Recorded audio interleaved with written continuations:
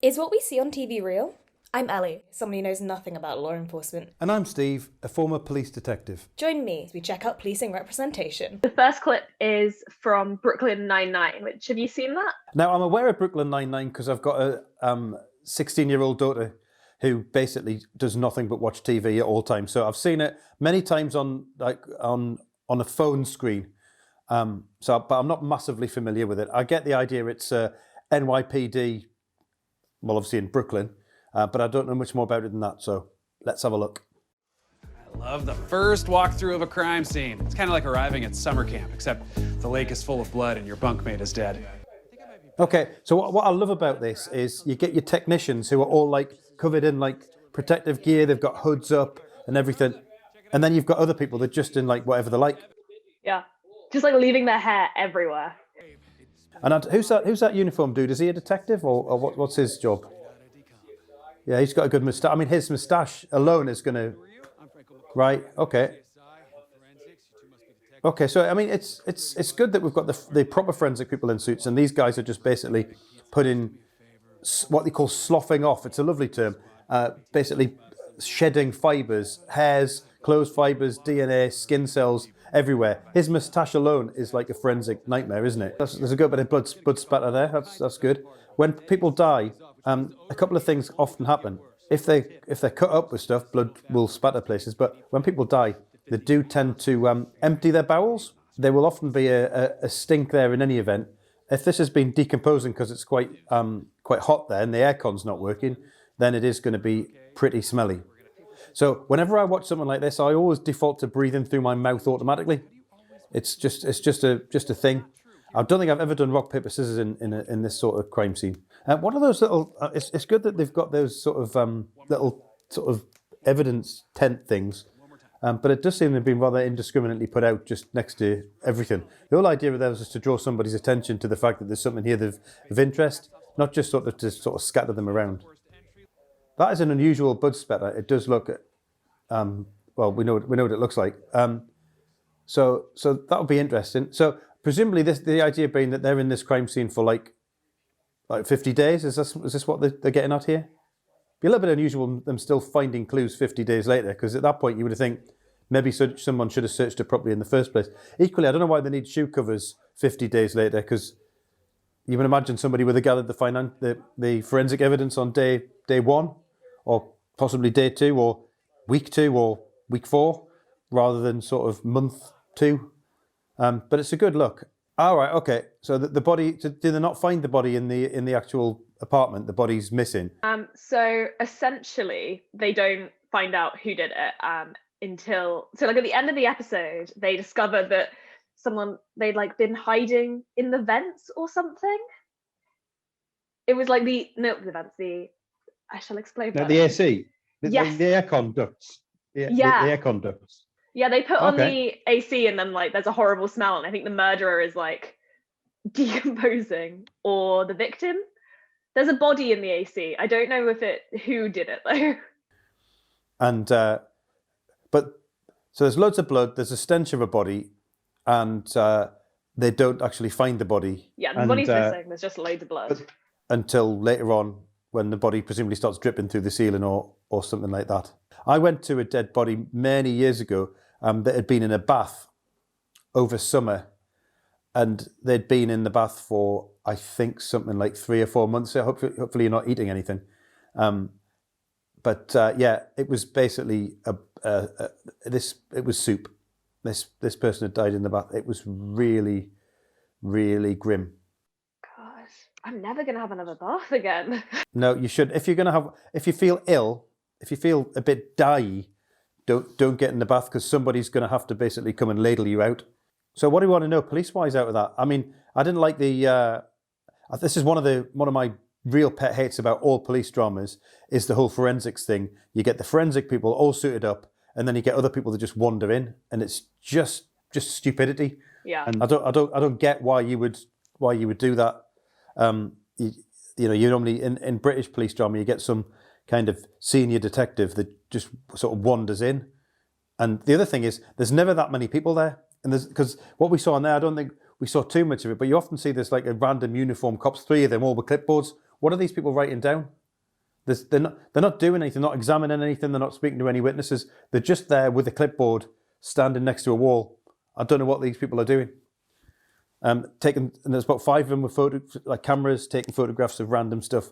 Doesn't really happen like that. You want a crime scene to be a nice calm place with one person or a couple of people directing what's going on and other people sort of working to their direction, not random full of people. Because if you get too many people, stuff's going to get missed. Yeah. And how many forensics would you normally have? Is that like you have like your head of forensics who goes in and tells them what to do, and then your detectives who are like, I don't know, watching? Well, how this ought to work is you'd have a senior investigating officer, an SIO, that would be overall in charge of how the investigation takes place. This SIO, in conjunction with the crime scene manager, who's like the senior forensic person, will come up with a forensic strategy. But a lot of the time, in this sort of case, the crime scene manager's done it so many times that the forensic strategy is, for this particular scene, is likely to be a standard sort of approach. And then it'll just be down to how they choose to process the scene, the sort of stuff they're looking for. If there's a body there, then dealing with the body will be sort of paramount, because the body needs to get looked at. A pathologist might come out to the scene and have a look at the body where it is, or if it's clearly a case of murder, quite often a pathologist will come out.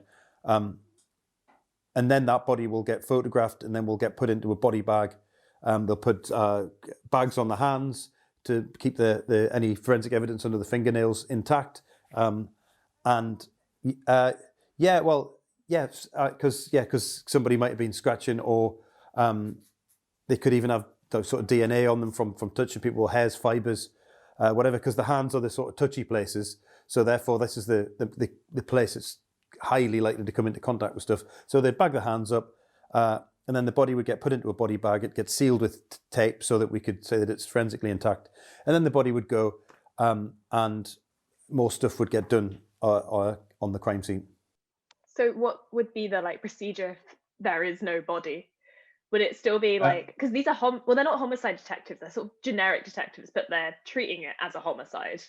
Okay, so the whole notion of no body murders, there are increasingly no body murders whereby there's never a body found, but the whole thing's still treated like a murder. And it's entirely possible in a crime scene like this, if there's clear evidence that somebody's been badly assaulted and that person can't be located to make sure that they're sort of okay, then something might well be treated as a no-body murder. Certainly things like the sort of amount of blood that's been sprayed, signs of disturbance in the place, things like that might result in a no-body murder inquiry. In that case, it's possible you would get the murder specialists out to deal with it. I think if somebody declared that we're going to deal with this as a no-body murder, it would be murder specialists that are doing it. Yeah. The sort of forensic approach that we saw there is accompanied by in the UK, would be accompanied by the decision that this was going to get dealt with as a murder. If it wasn't being dealt with as a murder, you wouldn't get that forensic response. Is forensics only involved in things like murder, or do they come out for other assault cases? Or yeah, you would get forensics. You could get forensics for whatever. So you could get crime scene examiners or scenes of crime officers, however they're sort of titled, for whatever sort of offence. But that level of response that we saw in that clip would be limited to something like a murder case, because you could forensically examine every part of every room. And the thing about forensic examination is trying to understand what it is you're trying to prove. In a murder case, there's an awful lot of things you're trying to figure out. You're trying to figure out who was there, so you're trying to identify any suspects. You're potentially trying to identify any witnesses. You might be trying to identify the deceased or the victim. You would want to, in addition to identify people, you'd want to be able to put them there at the crime scene. So you might want to get contact or sort of fibers, or DNA samples or fingerprints or anything like that. It very much depends on what you're trying to prove. So, for example, you wouldn't send a forensic team out to an assault if it was quite clear that if Dave assaulted Brian and 3 people saw Dave assaulting Brian, there's no point in sending forensics officers to go and sort of collect people's blood from the scene, because there is no doubt that somebody bled. And if there's no doubt that it's Dave and Brian that were there, what evidence are you trying to gather? if there's CCTV of them doing it, it was a complete waste of time and money to start gathering forensic evidence. But with a murder, for example, or with assaults that aren't witnessed or caught on CCTV, sometimes the question is what actually took place beforehand and how did it take place.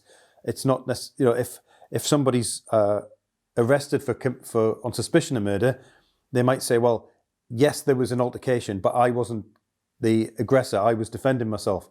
And in that case, the surrounding forensic evidence might be really important for looking into that and figuring out, well, who it was that did what. How would you know? Surely like blood or skin or whatever, like you drop it whether or not you're aggressive or not.